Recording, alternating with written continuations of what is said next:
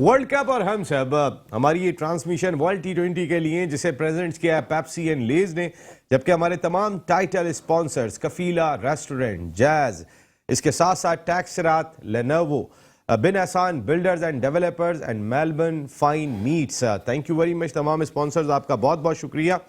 और अब हम अपने एक अलहदा सेगमेंट की जानिब चल रहे हैं, जैज खेल दिल में ही की जानिब चल रहे हैं। वर्ल्ड कप टी20 चल रहा है और to you by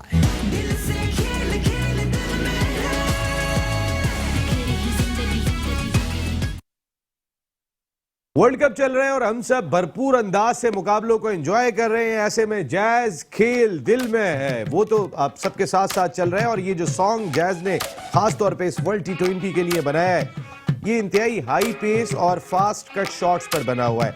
आपके दिल की धड़कनों के साथ साथ हर खेल से हमारा लगाव और जज्बे को समेटते हुए हैं।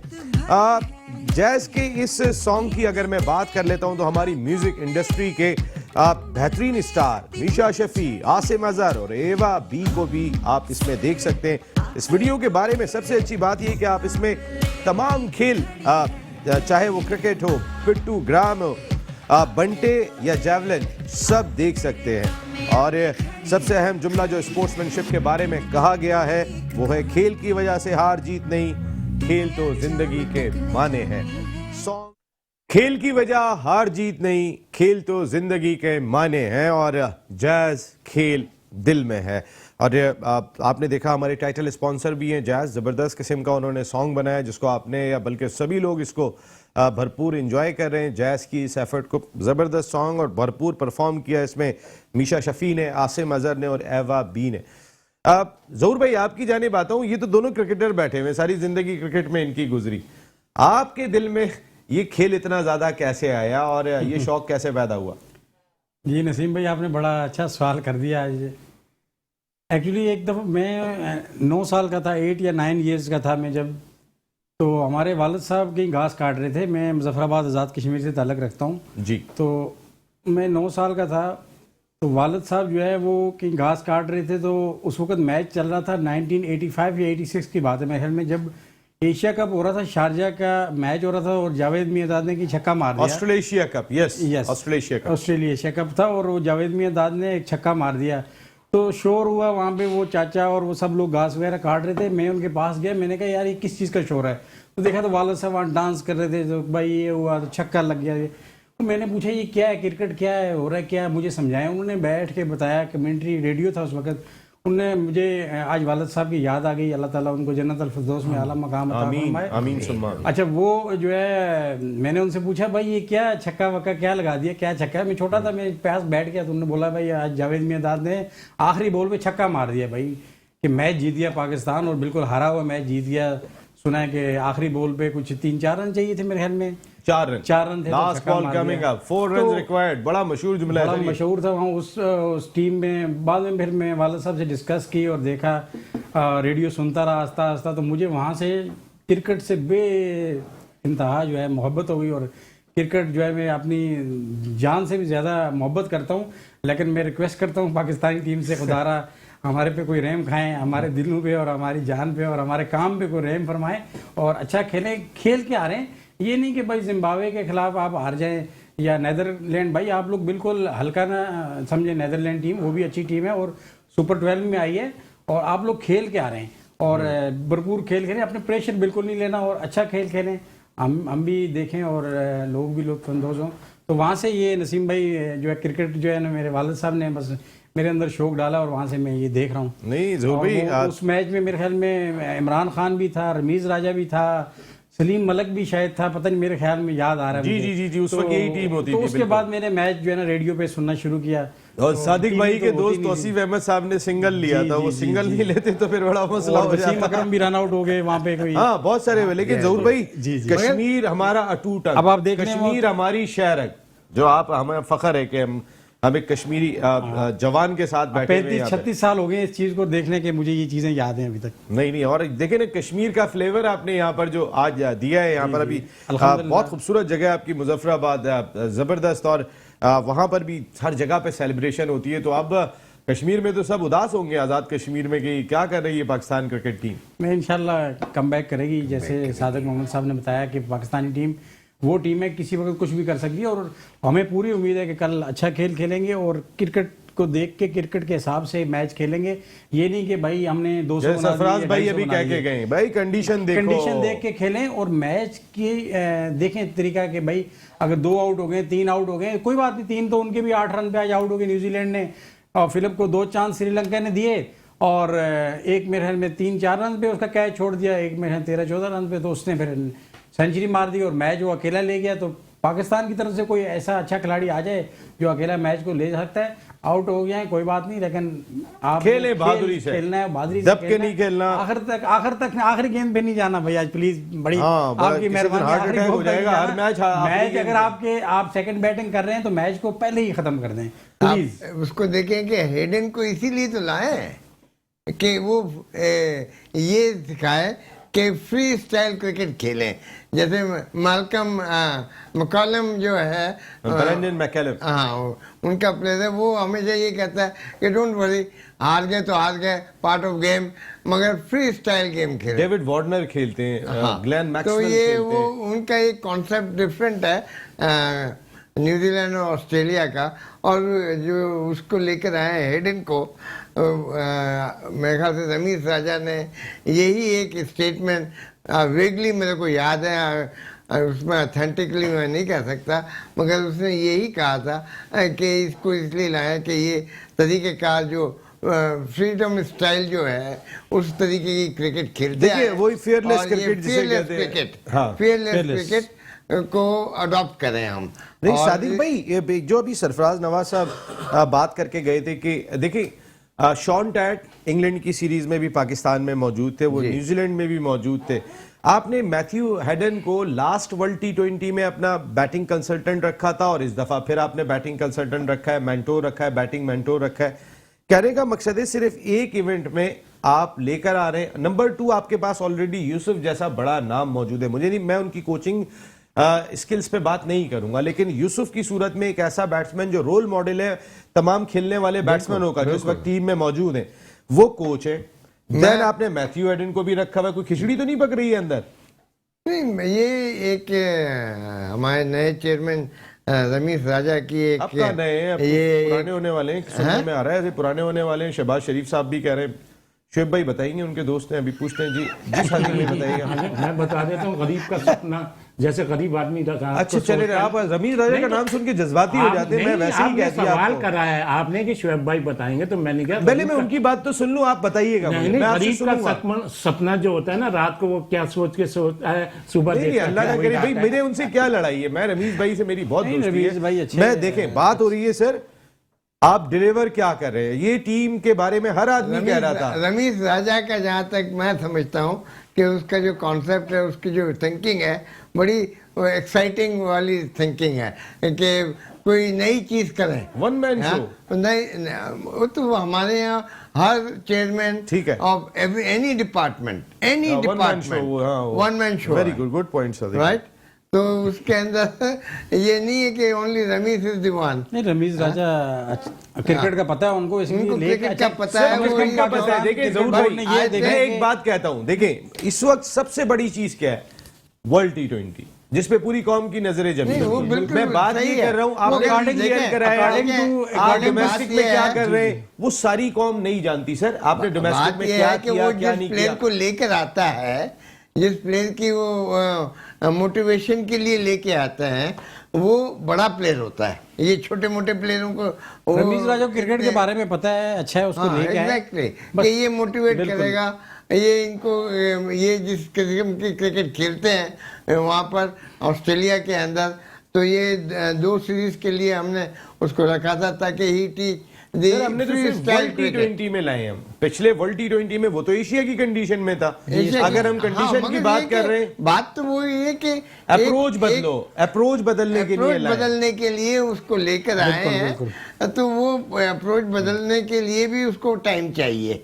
ये रातों रात कुछ नहीं होता, अकॉर्डिंग टू सिचुएशन खेलना चाहिए। रमीज का जो तरीकेकार है वो बड़ा एक्साइटिंग और उसके दिमाग में आया कि ये होना चाहिए, वो कर सर देता है। पेस है उनमें, एनर्जी है उनमें, इसमें कोई शुबा नहीं है। बिलीव्स इन हिमसेल्फ कि जो मैं डिसीजन ले रहा हूँ वो सही होगी। अब वो गलत हो जाए तो दैट इज नॉट, क्योंकि गलत अगर अच्छे प्लेयर को लाके वो गलत हो जाए तो then he is not to be blamed. Sir देखिए, पाकिस्तान जूनियर लीग पे सबने क्रिटिसाइज किया, लेकिन मैंने ये बात कही थी कि हमें अपनी क्रिकेट का माइंडसेट बदलने की जरूरत है। अगर पाकिस्तान जूनियर लीग का इनेकाद रमीज रजा साहब ने कराया है तो इसको सपोर्ट करना चाहिए, क्योंकि इंटरनेशनल प्लेयर्स आके पार्टिसिपेट कर रहे हैं। हम यही कह रहे हैं कि वो माइंडसेट हमारी क्रिकेट में आएगा, लेकिन एक पाकिस्तान जूनियर लीग से कुछ नहीं होगा। अब ये जो टीम कंबाइंड टीम बनी है, जिसकी अभी सीरीज बांग्लादेश के खिलाफ शुरू होने जा रही है, अंडर 19 सीरीज, इसको ऑस्ट्रेलिया की कंडीशन में भी जाके खिलाना चाहिए। इसे इंग्लैंड की कंडीशन में भी खिलाएं, इसे न्यूजीलैंड की कंडीशन में भी खिलाएं, इसे साउथ अफ्रीका की कंडीशन में भी खिलाएं। वो एशियाई कंडीशन को ये खिलाड़ी बचपन से खेलते हुए आ रहे हैं। लेकिन हम जो माइंडसेट बदलने की बात कर रहे हैं, ऐसा ना हो कि एक पीजीएल पे हमने 1 अरब रुपए खर्च कर दिया और उसके बाद कहानी खत्म हो गई।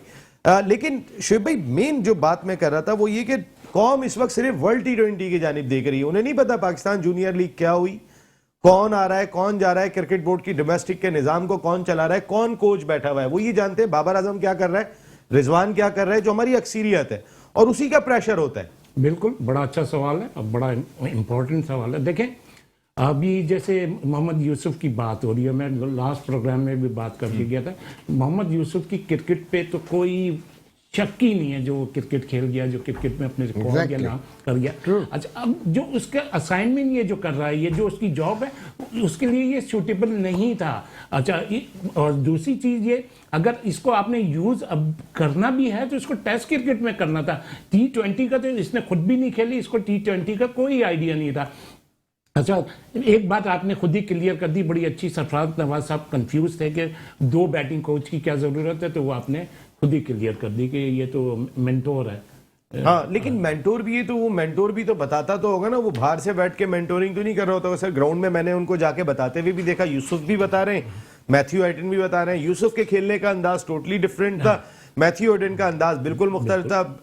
यूसुफ में इतनी एग्रेशन नहीं थी, संभल के खेलते थे। मैथ्यू एडन ने एग्रेशन हर तरह की शो की, 300 2 मरतबा स्कोर कर दिए उन्होंने तो टेस्ट क्रिकेट में, तो वो अप्रोच ही बिल्कुल डिफरेंट थी। बिल्कुल सही कह रहे हैं। अच्छा, अब हम घूम के इधर ही तो आ रहे हैं। हम देखें, हमारी जो सबसे बड़ी, हमारी जो बेसिक है, हमारी बेसिक क्या है, कोचिंग। हमारा कोई भी कोच कभी अपनी अभी तक होल लाइफ में, जितनी अभी एक क्रिकेट से रिटायर होने के बाद, कभी कोई हेड कोच हुआ ही नहीं है। हमारी सबसे बड़ी वीकनेस ये है। फिर हमारी अभी जो सिलेक्शन कमेटी का म्यार है, वो कुछ नहीं पता चल रहा कि कौन सिलेक्ट करता है, क्या है। तो हमारी सबसे बड़ी बात यह है कि हमारी बेसिक ही गलत है। अब जैसे अभी आपने अंडर 19 की बात करी, अब अंडर 19 की ठीक है, ये बच्चे आए होंगे, अच्छे होंगे, मैंने तो इसको इतना फॉलो नहीं करा, लेकिन यहाँ भी हमारी बेसिक गलत है। हमारी बेसिक गलत क्या है? हमारी बेसिक ये है कि अब्दुल रहमान को आप कोच बना रहे हैं, आप अब्दुल रहमान जैसे को कोच बना रहे हैं। इस सिस्टम में कोई और कोचिस ही नहीं थे। अभी पाकिस्तान के देखें, मैं आपको नाम बताता हूं, आपके बासित अली, आपके आजम खान, आपके एजाज जूनियर, आपके अरशद खान, आपके मंजूर इलाई, आपके 6-7 कोच तो ऐसे वो घर बैठ के सैलरी ले रहे हैं। या तो आप उनको खत्म, अब जैसे शाहिद महबूब है, शाहिद महबूब यहाँ बैठा हुआ है, क्या नाम है, हाँ, काम कोई नहीं है, और कल वो वेटरन के मैच भी खेलेंगे। 5-6 लाख रुपए सैलरी ले रहे हैं। अब इन कोचिस की आप सैलरी ले रहे हैं 30 से 35 लाख रुपए महीना, और ये घरों में बैठे हैं। तो ये सारी चीजें, ये पाकिस्तान क्रिकेट बोर्ड की जॉब, ये जैसे शाहिद महबूब का कहा है ना, Shahid Mehboob should take a decision on its own. कि मैंने यहाँ पे अंडर 19 का एक कैंप लगाता हूँ, कुछ लड़कों को बुलाता हूँ, लड़कियों की टीमों को। हाँ sir, Hanif Mohammad high performance centre का अगर उन्हें हेड बनाया है तो खुद डिसीजन लेना, तो उसको खुद इनवाइट करे प्लेयरों को, और उनमें से सिलेक्ट करे, और 2-2 3-3 महीने का कैंप लगा के उनको बेसिक भाई, उसको वहां से लाहौर हाई परफॉर्मेंस सेंटर के डायरेक्टर साहब वगैरह, अब हमारे हाई परफॉर्मेंस सेंटर के प्लेयर क्या है, हमारे हाई परफॉर्मेंस सेंटर के प्लेयर नदीम खान, हमारा जुनेद जिया, उमर रशीद, ये हमारे प्लेयर जी हैं। हाँ। अच्छा, अब आप ये देखें, ये 3 साल इन लोगों का आए हुए हो गए। समी असलम क्रिकेट छोड़ के अमेरिका चला गया, रमीज राजा जूनियर चला गया, साद अली लड़का चला गया, अमाद आजम लड़का चला गया। ये लड़के छोड़ के क्रिकेट छोड़ के चले गए। अब ये जैसे ये दूसरे इनके आते ही देखें कहाँ गए, सलमान बट कहाँ गया, कामरान अकमल कहाँ गया, उमर अकमल कहाँ गया, अहमद शहजाद कहाँ गया, बिलावल भट्टी कहाँ गया, इरफान जूनियर कहाँ गया। मैं आपको कितने नाम गिनाऊं। तो हमारी सबसे बेसिक और ये है, ये एक।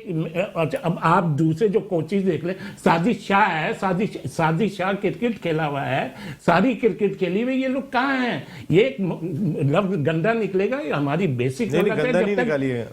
इंशाल्लाह नसीम, तुम्हारे होते हुए तो वैसे भी नहीं निकालूंगा। अब तुम्हारे होते हुए तो मुझे ये सोचना पड़ता है, अगर मैं किसी वर्ल्ड क्लास की तारीफ करूंगा तो तुम कहोगे ऐसा है। अगर मैं किसी की कोई नहीं भाई, जाहिर है आपने जितने भी अपने बैंक के लोगों को मैं बैकफुट सपोर्ट कर पे रहे गया होते हूँ नसीम में। तो मेरा कहने का मकसद ये है कि जब तक ये हाई परफॉर्मेंस सेंटर, आप बिलीव करो, कहते हुए अच्छा नहीं लग रहा, ये जितने भी अभी कोचिस पास हुए यार, इनको 4-4, 5-5 नंबर नहीं मिले, ये आ गए। और मैंने ये जो अभी ये जो नाम लिए हैं, ये तो घरों पर आपको बैठ पता है के 4-4, 5-5 नंबर मिले थे और ये सिलेक्ट हो गए। मेरे को चलो ये पता है, ये 4-5 कोचिस हैं, ये घर पे बैठ के सैलरी ले रहे हैं। नहीं, मैं तो ये कह रहा हूं, देखिए घर नसीम, पे अगर सर आप बादशाहों की नौकरी है पाकिस्तान क्रिकेट बोर्ड की। जैसे शुएब भाई ने बात की, शाहिद महबूब साहब जितना उनकी स्किल्स हैं, जितना वो समझते हैं, अब जब उनसे उससे मजाक काम होता नहीं है। लेंगे तो यही करेंगे ना, वो कोने में बैठा हुआ है, कल बैठे हाँ बिल्कुल बिल्कुल। अभी मेरी एक तकरीब में भी मुलाकात हुई थी, वो खासे डिसार्ट थे, लेकिन 6 लाख रुपए किसी को भी बुरे नहीं लगते। पाकिस्तान क्रिकेट बोर्ड सैलरी इतनी देता है, वो घर पे बैठ के भी लेने को तैयार हो जाते हैं। सर शाहिद महबूब साहब छोड़ क्यों नहीं देते? चले मेरी बात सुने अब आप। सुन लो, देखो नसीम, मैं क्या कहा आपने, शाहिद छोड़ क्यों नहीं देते? मैं आपको अभी ये जैसे कहते हैं कंपटीशन कैसे हो जाएगा यार? ग्राउंड मैन से लेके हाई, मतलब एक हाई लेवल तक सारा पैसा और सारा एम्प्लॉय एमसी इसका है, पीसीबी का। अच्छा, और सारे लोग इनके, अगर मिसाल के तौर पे किसी की रिपोर्ट भी जाती है, रिपोर्ट तो इन्हीं के पास जाएगी, उस पर क्या एक्शन लेंगे? अगर सर एक्शन की बात नहीं हो रही, मैं एक बात ये कह रहा हूं, देखिए आप मेरी बात सुने।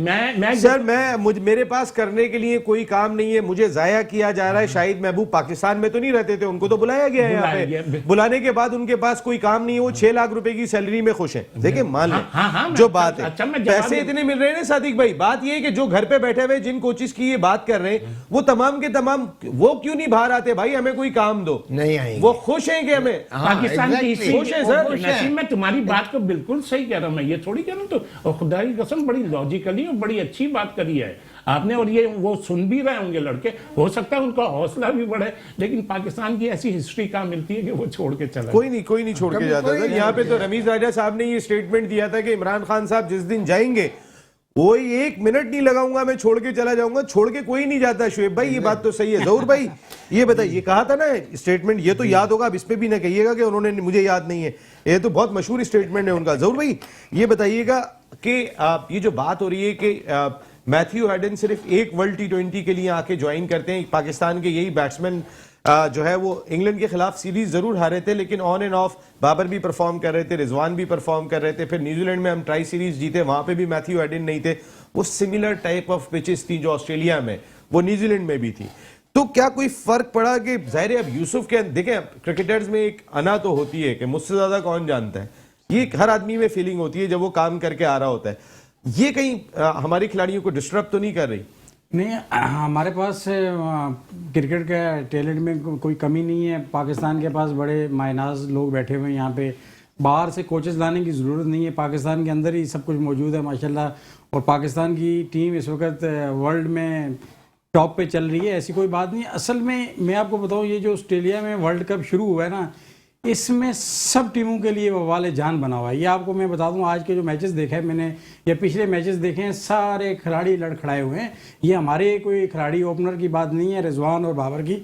मैं कल गुस्से में आ गया था उनके खिलाफ, लेकिन आज तो देखा तो आज तो 8 रन पे 3 खिलाड़ी आउट, 15 रन पे 3 खिलाड़ी आउट। यहाँ पे जब तक आप अपना खेल बिल्कुल अकॉर्डिंग टू सिचुएशन नहीं खेलेंगे, आप लोग ये क्रिकेट ऑस्ट्रेलिया में नहीं खेल सकते भाई। आप लोगों को चाहिए कि 10 ओवर में भले 55 रन बन जाए, लेकिन आप उसके बाद 100 रन आराम से बना सकते हैं, लेकिन विकेटें आप ना गंवाएं।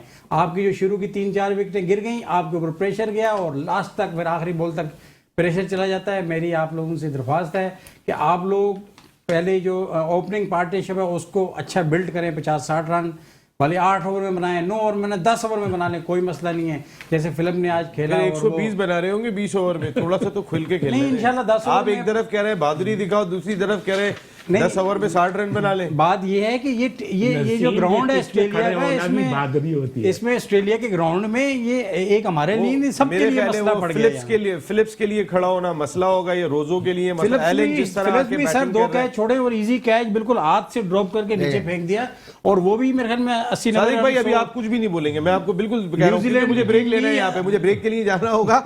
हमारी डिस्कशन यहाँ पे कंटिन्यू है। एंड मंसूर उस्मान खान साहब, सीईओ मेलबर्न फाइन मीट्स, जब से आपको ट्राई कर रही है हमारी प्रोडक्शन टीम, आपने कहा कि आप ज्वाइन करें, अब तक आपने ज्वाइन नहीं किया।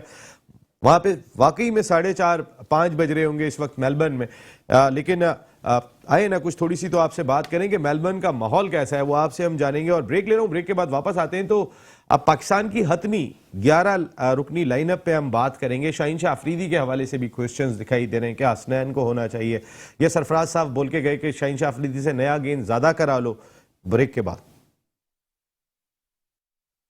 वर्ल्ड कप और हम सब एक मरतबा फिर आपकी अपनी ट्रांसमिशन में आपको खुशामदीद कहते हैं, जिसे प्रेजेंट्स किया है पेप्सी एंड लेज ने, जबकि हमारे तमाम टाइटल स्पॉन्सर्स कफीला रेस्टोरेंट, जबरदस्त किस्म का खाना। जहूर भाई यहाँ पे हमारे साथ तशरीफ रखते हैं, बिन एहसान बिल्डर्स एंड डेवलपर्स, फहद भाई, राना भाई इस वक्त एक फंक्शन में फंसे हुए, वो लोग आज नहीं आ सके, कल से हमें दोबारा ज्वाइन करेंगे। टैक्सरात लिनेवो, जिनके मुलर एंड फिप्स के बिजनेस हेड इस वक्त यूरोप के टूर पर हैं, वो भी हमें मंडे से आके दोबारा ज्वाइन कर लेंगे। और उनके साथ साथ जैज का हमने नाम लिया, और मेलबर्न फाइन मीट, मंसूर उस्मान खान साहब ने अब तक हमें ज्वाइन नहीं किया है मेलबर्न से, जिनका हम इंतजार कर रहे हैं। लेकिन अब तो मंसूर भाई आप आराम ही कर लें, टाइम बहुत थोड़ा सा रह गया है यहाँ पे, इसी में हम खत्म कर लेंगे। जाने से पहले हम बात कर रहे थे, जहूर भाई से मैं स्टार्ट लूंगा। जहूर भाई, ये जो इस वक्त बात करके गए, सरफराज नवाज साहब से ज्यादा मेलबर्न की कंडीशन शायद कोई भी नहीं समझता होगा, क्योंकि एक ट्रैक रिकॉर्ड उनका है, जिस तरह seam and swing bowling. Sadiq Mohammad साहब कह रहे हैं इस पिच के ऊपर वो तो बिल्कुल ही उड़ा के रख देते, जिस तरह की पिचेज हैं। सरफराज नवाज साहब की जो सीम और स्विंग होती है अनप्लेएबल, ऑस्ट्रेलिया को भी 100 रन पे आउट कर देते। वो ये बात कह रहे हैं कि शाहीन शाह अफरीदी से बेहतर होगा कि नई गेंद से 3-4 ओवर ही करवा ले, बजाय इसको कि उनको आप एक तो आप ऊपर से 1-2 आउट करने की पोजीशन में आ जाएंगे। शाहीन शाह अफरीदी से नया गेंद करवाने की सूरत में उनका प्रेशर तो है जी। शाहीन शाह अफरीदी मेरे ख्याल में वो 2-3 महीने से जो है ना उनको मैच में नहीं थे, डिस्टर्ब में, और उनको कंडीशन भी इतनी अभी सूट नहीं कर रही। तो अगर शाहीन शाह अफरीदी की जगह मोहम्मद हसनैन को ट्राई कर लें तो इसमें मेरे ख्याल में कोई हर्ज नहीं है। अगर ट्राई करके देख लें तो पता चल जाएगा। कल हमारा मैच नीदरलैंड के साथ है, तो ट्राई करना चाहिए हसनैन को। शाहीन शाह अफरीदी हमारे ज़बरदस्त बॉलर हैं, लेकिन होता है कभी कोई टाइम आता है बंदे के ऊपर के यार कभी बंदा नहीं खेल सकता, कभी खेलता है, कभी नहीं खेलता है, कभी कभी दिन, कभी रातें बड़ी, कभी दिन बड़े, मतलब होता है कभी कभी। लेकिन इंशाल्लाह वो जल्दी कम बैक करेंगे। हसनैन को खेल के ट्राई करें, और पाकिस्तान इंशाल्लाह कल मैच जीतेगा। और मैं कहता हूँ जल्दी जीते, और मैं कुछ खाना वाना लेके आऊँ कफीला की तरफ से। यहाँ पे कोई नहीं, कल रात को डिनर होगा यहाँ पे कफीला की तरफ से और इंशाल्लाह। कबाब, और मैं प्रॉन मसाला और अपनी जो टॉप डिशेज लेके आऊँ। लेकिन पाकिस्तान के लिए दुआ कर रहे हैं कि या अल्लाह पहले मैच तो जीते, उसके बाद खाना खाएंगे। यानी कि बाबर आजम एंड कंपनी, आपने हमें भूखा भी मारा कोई तो मैच जीत लेंगे हम, यहाँ पे खाना तो खा लेंगे कम से कम कफीला का। जी सादिक भाई, ये जो अभी बात की कि ज्यादा बेहतर होगा कि आप हसनैन को खिला लें और हसनैन को चेक कर लें। अगर हसनैन परफॉर्म नहीं कर पाते हैं तो आपके पास यहाँ पर तो जीतने का मौका इंशाल्लाह। वैसे तो जिम्बाब्वे से भी हम यही सोच रहे थे, अब तो डर रहे हैं, मैं कह रहा हूँ ना, सबने सीट बेल्ट बांधा हुआ है। लेकिन एट द सेम टाइम हम हसनैन को चेक करने का फिर उसके बाद हमें कौन सा ऑप्शन मिलेगा? अगर यही चेंज कर वापस हम शाहीन को ले आएंगे साउथ अफ्रीका से, जो मैच हमारा 3 तारीख को है। जी देखिए, मैं एज ए टीम में अगर टीम के अंदर इन्वॉल्व होता तो मैं कभी शाहीन अफरीदी को ड्रॉप नहीं करता। Still a good bowler, still a good bowler, हमारा नंबर 1 बॉलर वही है।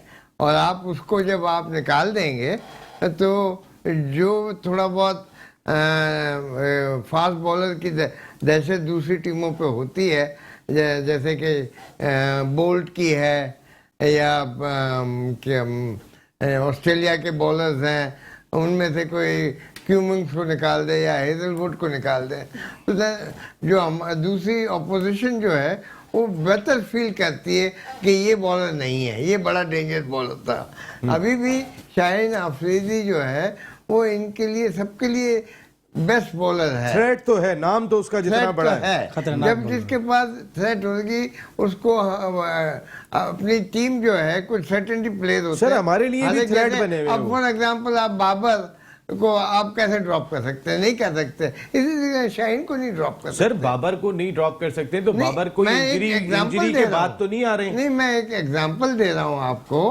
कि शाहीन अफरीदी सर सिर्फ नाम पे खिला लें। नहीं, नाम पे नहीं, उसका परफॉर्मेंस है।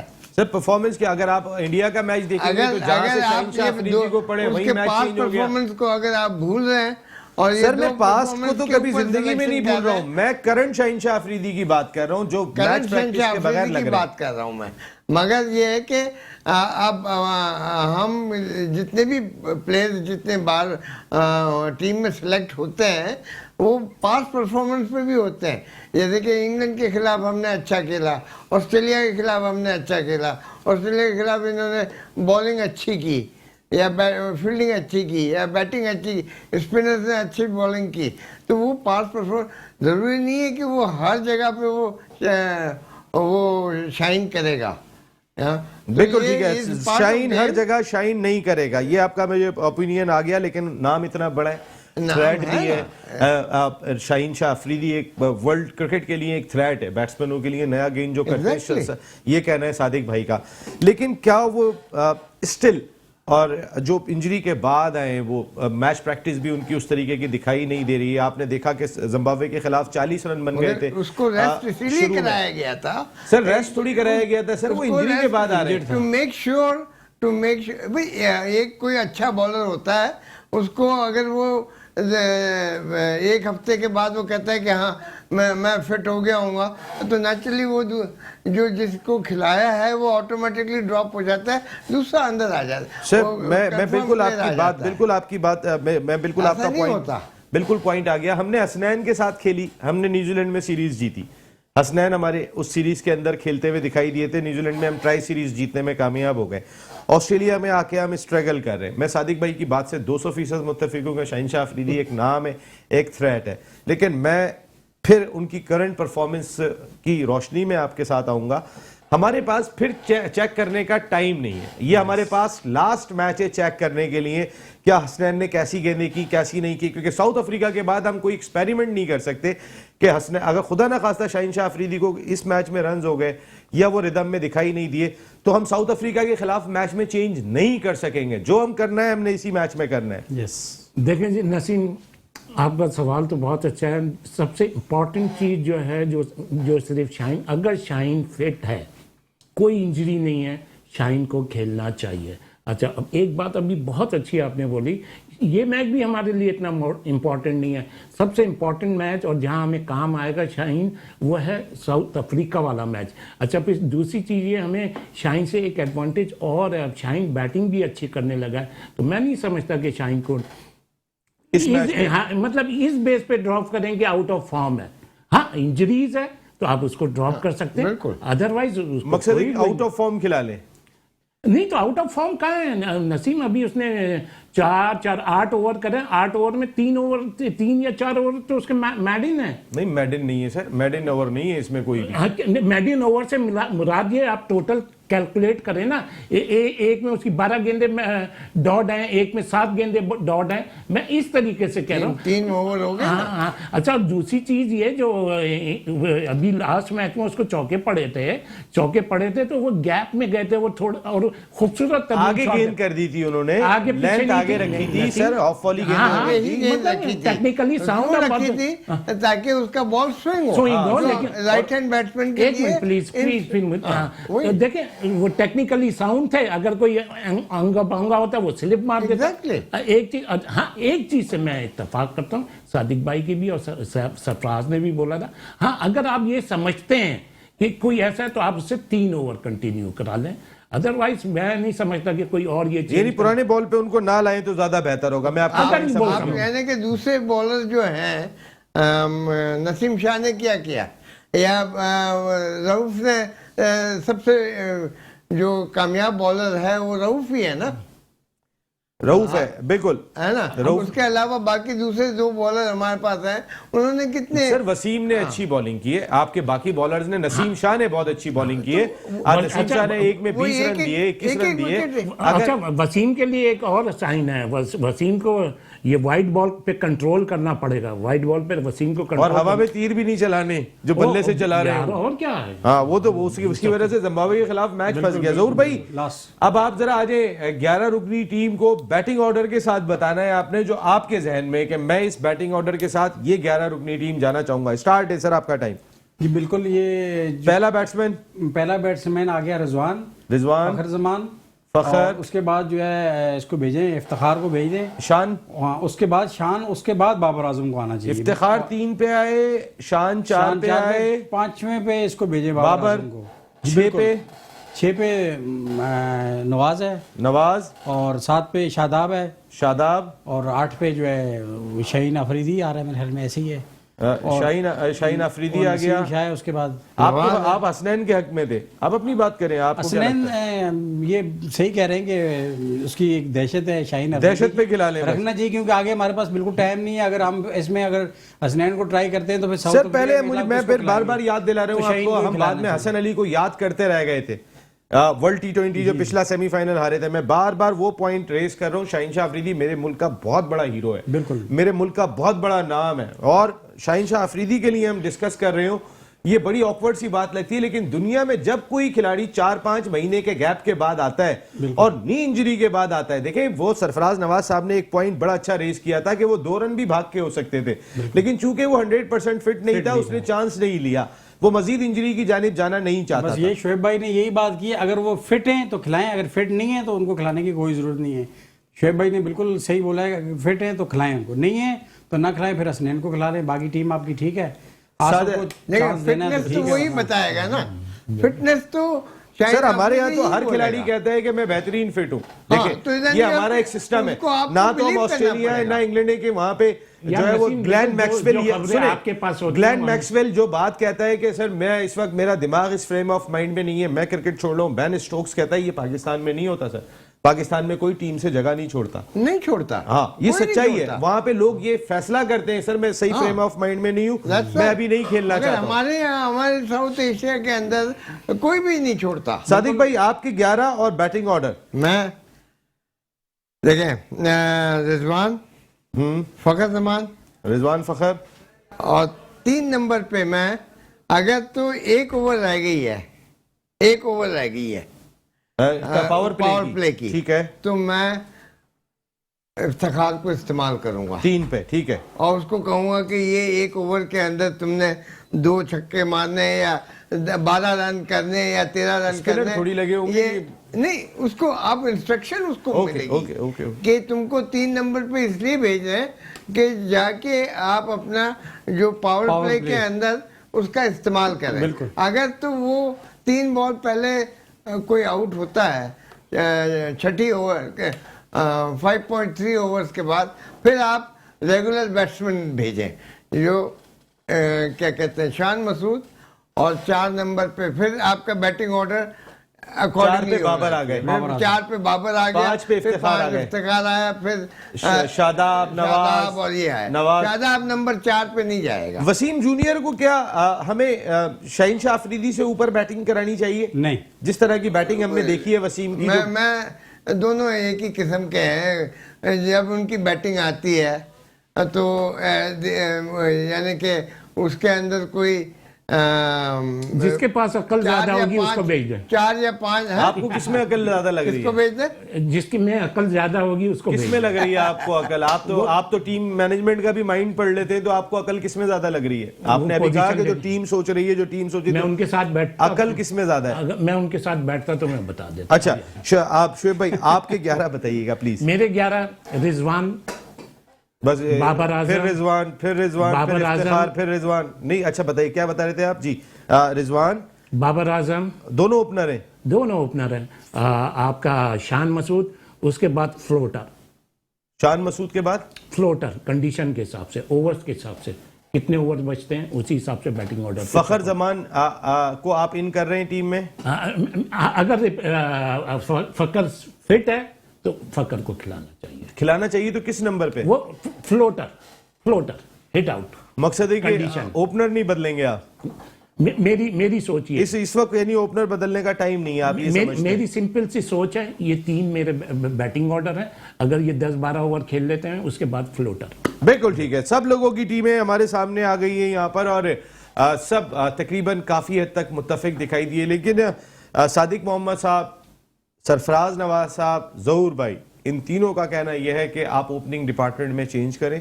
अगर फखर आ गए तो फखर के साथ स्टार्ट करना चाहिए रिजवान को और बाबर को नीचे आना चाहिए। शेब हबीब भाई का ख्याल है कि अब शायद ओपनर्स को चेंज करने का टाइम नहीं है, आप जिसके साथ इतने सालों से खेल रहे हैं उसी पेयर के साथ जाएं तो वो ज़्यादा मुनासिब होगा। Thank you very much Sadiq Mohammad sahab, बहुत बहुत शुक्रिया आपका। जहूर अहमद भाई बहुत बहुत शुक्रिया।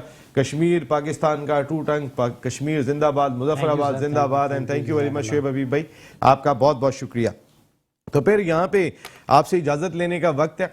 हम सब बैठ के आज रात को बैठ जाते हैं दुआएं करने के लिए, सारी रात बैठ के दुआ करनी है और कल इंशाल्लाह हम मैच भी जीतेंगे और पाकिस्तान टीम स्ट्रॉन्ग कमबैक करेगी। लेकिन at the same time India और साउथ अफ्रीका का भी मैच पाकिस्तान के फौरन बाद है, जिस पे हमने इसलिए ज़्यादा बात नहीं की। हमारे पड़ोसी मिल्क के दोस्त जो है ना वो फिर बहुत बात करते हैं। हम सिर्फ यही कहेंगे कि हमें इस मैच की कोई फिक्र नहीं है, लेकिन इंडिया जीते, साउथ अफ्रीका जीते, न्यूजीलैंड आज जीता है ना, न्यूजीलैंड फाइनल खेलती हुई नजर आ रही है। सर ये न्यूजीलैंड की टाइम पे कह लीजिएगा। अभी जरा मैं इंडिया और साउथ अफ्रीका की बात कर रहा था। इंडिया जानबूझ के मैच नहीं हारेगा, इसलिए नहीं हारेगा कि इंडिया के अभी 2 मैच बाकी हैं। इंडिया कोई सेमीफाइनल में पहुंच नहीं गया, इसलिए पाकिस्तान आप बड़ा दिल करके खेलें। जो भी लोग बात कर रहे हैं कि साउथ अफ्रीका को इंडिया हरा देगा, नहीं हराएगा, ये उनका मामला है। आपने अच्छा फिनिश करना है। हर दफा नहीं होता कि टीम सेमीफाइनल में पहुंचे, लेकिन अगर आप ये 3 मैच जीत के आएंगे तो पाकिस्तान जो इतना बड़ा क्रिकेटिंग नेशन है, आप कहीं ना कहीं एक अच्छा एहसास पूरी कौम को जरूर देंगे कि हमारी टीम 2 मैच हारी थी तो 3 जीतने में भी कामयाब हो गई थी। इसके लिए आपको कल के मैच में फतह हासिल करनी होगी। भूल जाइएगा कि आपके थोड़ी देर के बाद इंडिया और साउथ अफ्रीका का मैच होने जा रहा है, उसका रिजल्ट क्या होगा। आप सिर्फ अपने बारे में सोचें और अपनी साख को बेहतर बनाने की कोशिश करें। हम सब बैठ के आपके लिए दुआ कर रहे हैं और सादिक भाई और शुएब भाई और मेरी भी ये दुआ है कि कफीला का खाना भी कल हम जीत के बाद जरूर खाएंगे। एक मरतबा फिर आप तमाम लोगों का बहुत बहुत शुक्रिया। कल 10 बजे मिलते हैं। टिल देन अल्लाह ने के बाद।